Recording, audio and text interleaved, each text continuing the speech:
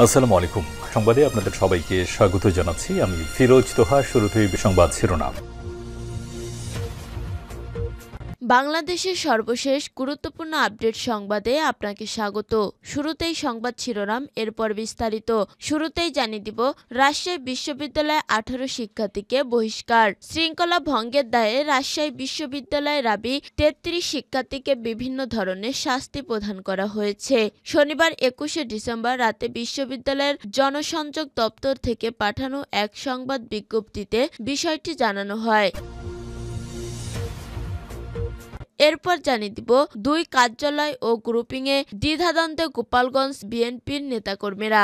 গোপালগঞ্জে জেলা বিএনপির দুই কার্যালয় নিয়ে দ্বিধাদ্বন্দ্বে পড়েছে তৃণমূলের নেতাকর্মীরা। জেলা শহরে মাত্র 1 কিলোমিটার এলাকার মধ্যে দুটি ব্যক্তিগত অফিস খুলে জেলা বিএনপি কার্যালয় দাবি করা হয়েছে। এদিকে দেশে দখলবাজের পরিবর্তন হয়েছে, দখলদারিত্ব বন্ধ হয়নি, বললেন হাসনাত আব্দুল্লাহ। বৈষম্যবিরোধী ছাত্র আন্দোলনের কেন্দ্রীয় আহ্বায়ক হাসনাত আব্দুল্লাহ বলেছেন, দেশে দখলদারিত্ব আগের মতোই আছে, চাঁদাবাজি ও আগের মতোই আছে, শুধু দখলদার ও চাঁদাবাজ পরিবর্তন হয়েছে। এরপর জানিয়ে দিব, উন্নয়নের নামে সরকারি অর্থের অপব্যবহার। পুঁজিবাজার নিয়ন্ত্রক সংস্থা Bangladesh securities and exchange commission BSc সংস্থাটির কার্যক্রম উন্নত ও সহজ করতে অটোমেশন প্রকল্প নিয়েছিল 2018 সালে।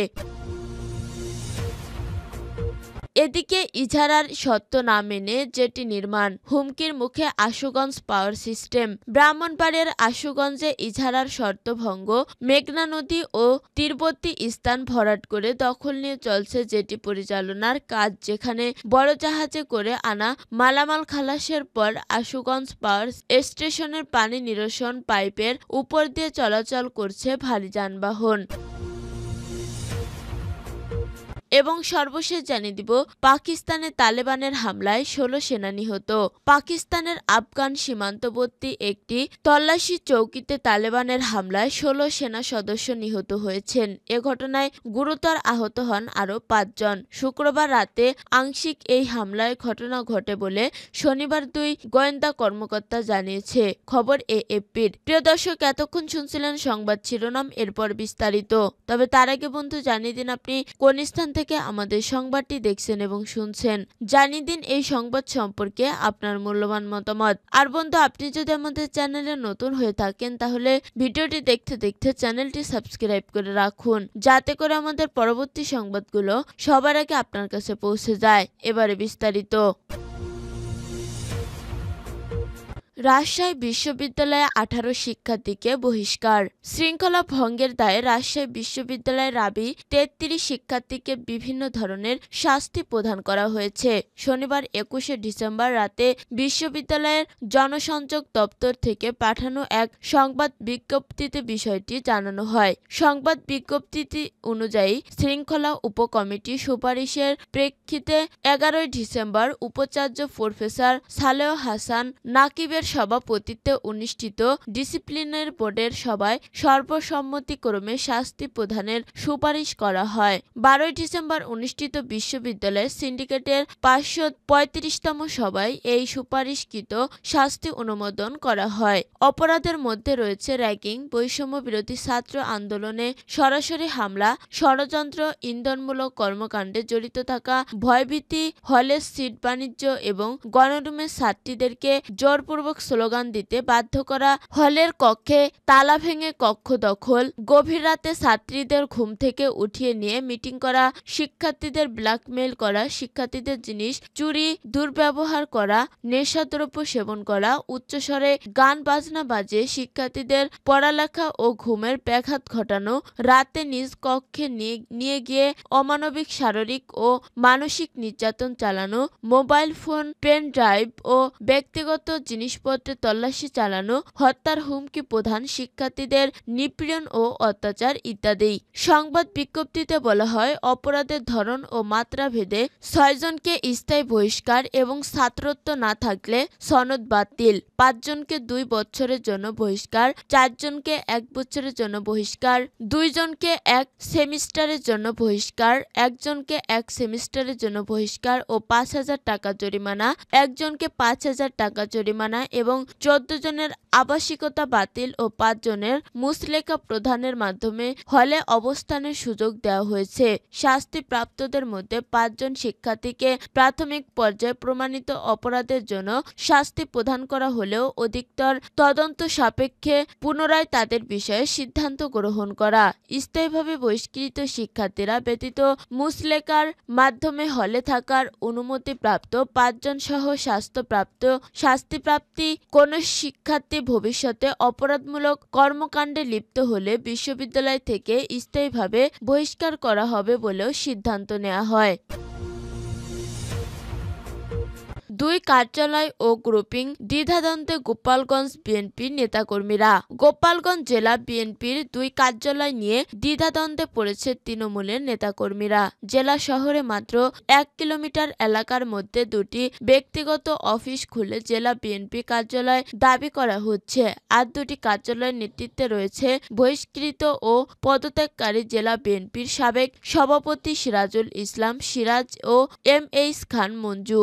এছাড়া জেলা বিএনপি ৫ ভাগে বিভক্ত হয়ে পড়েছে। এতে বিএনপির রাজনৈতিক কর্মকাণ্ডে প্রভাব পড়েছে। এ নিয়ে ক্ষুব্ধ জেলা বিএনপির অঙ্গ সহযোগী সংগঠন জেলা ছাত্রদল, যুবদল ও স্বেচ্ছাসেবক দলের নেতাকর্মীরা এতে জনমনে সৃষ্টি হচ্ছে বিভ্রান্তির। আওয়ামী লীগের কর্মী সমর্থকদের নিয়ে রাজনৈতিক কর্মকাণ্ড পরিচালনা করায় ওই ২ নেতার রাজনীতি সমর্থন করে না নেতাকর্মীরা। জানা গেছে ২০১৯ সালে গোপালগঞ্জ জেলা বিএনপির কমিটি বিলুপ্ত করে আহ্বায়ক কমিটি ঘোষণা দেন কেন্দ্রীয় কমিটি।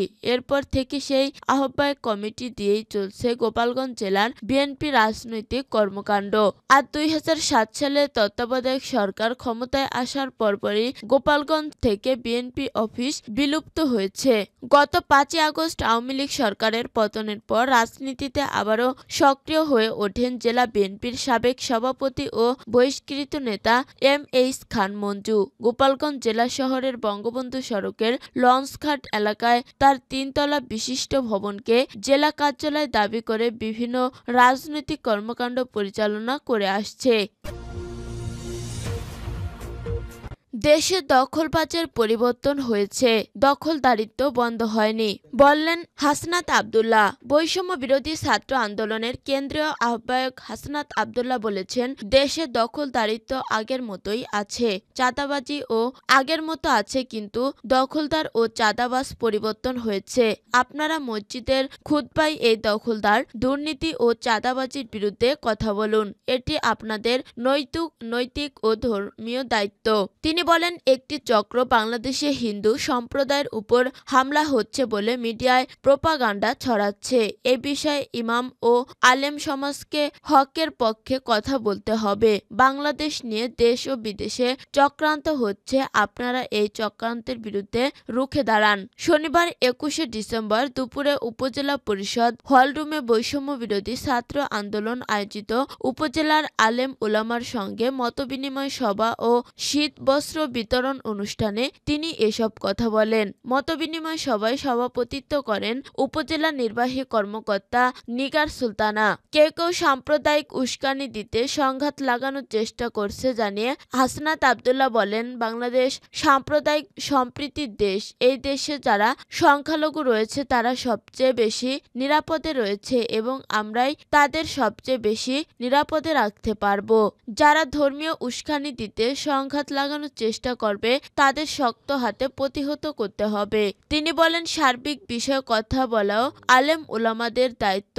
আপনারা মসজিদে দুর্নীতি ও চাঁদাবাজির বিরুদ্ধে এবং হকের পক্ষে, বাতিলের বিপক্ষে কথা বলুন। দেশে এখনো চাঁদাবাজি বন্ধ হয়নি, শুধু চাঁদাবাজদের পরিবর্তন হয়েছে। দখলদারিত্বের অবসান হয়নি, শুধু দখলবাজের পরিবর্তন হয়েছে। উন্নয়নের নামে সরকারি অর্থের অপব্যবহার। পুঁজিবাজার নিয়ন্ত্রক সংস্থা Bangladesh securities and exchange commission BH সংস্থাটি কার্যক্রম উন্নত ও সহজ করতে অটোমেশন প্রকল্প হয়েছিল 2018 সালে। প্রকল্প নেয়ার 5 বছর পার হয়ে গেলেও তা বাস্তবায়ন হয়নি। প্রকল্পের অধীনে যেসব সেবা পাওয়ার কথা ছিল তার কিছুই বর্তমানে পাচ্ছে না বিএইচসিআর কর্মকর্তারা। এ প্রকল্পে বাস্তবায়ন না হওয়ার একদিকে যেমন বিএইচসি প্রাপ্ত সেবা পাওয়া থেকে বঞ্চিত হয়েছে, অন্যদিকে দেশের পুঁজিবাজারের উন্নয়ন ও বাধাগ্রস্ত হচ্ছে। ফলে 28 কোটি টাকা ব্যয়ে সরকারি ও অনুদানের অর্থের অপব্যবহার হয়েছে বলে মনে করছেন সংশ্লিষ্টরা। জানা গেছে 2018 সালে বিএইচসির অটোমেশন বাস্তবায়নের মাধ্যমে পুঁজিবাজার নিয়ন্ত্রণকারী প্রতিষ্ঠান হিসেবে এর সক্ষমতা বৃদ্ধি, কার্যক্ষমতা অধিকতর কার্যকর ও ক্রিয়াশীল করা, সরকারের নীতি নির্ধারণী 26টি শর্তের মধ্যে 17টি বিএইচসি সংশ্লিষ্ট পরিপালনে সহায়তা করতে এই প্রকল্প নেওয়া হয়। এই প্রকল্পের মেয়াদকাল ছিল 2020 সাল পর্যন্ত। প্রথম ধাপে এই প্রকল্পের ব্যয় ধরা হয়েছিল 22 কোটি 67 লাখ টাকা। এর মধ্যে বাংলাদেশ সরকারের কাছ থেকে 17 কোটি 21 লাখ এবং এশীয় ব্যাংক এডিবি কাছ থেকে প্রকল্পের সাহায্য হিসেবে ব্যয় নেওয়া হয়েছে 5 কোটি 46 লাখ টাকা।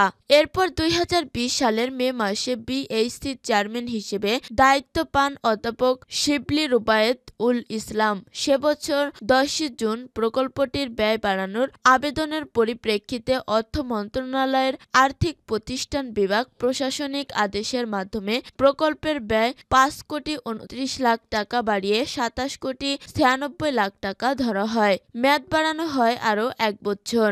ইনভেস্টমেন্ট কর্পোরেশন অব বাংলাদেশের আইসিবির চেয়ারম্যান অধ্যাপক আবু আহমেদ কালবেলাকে বলেন, এই প্রকল্পের অধীনে বিএইচসি সহ পুঁজিবাজার সংশ্লিষ্ট সবার যে সেবা পাওয়ার কথা তা কেন বাস্তবায়ন হলো না খতিয়ে দেখতে হবে। প্রয়োজনে এ ব্যাপারে একটি তদন্ত কমিটি গঠন করতে হবে।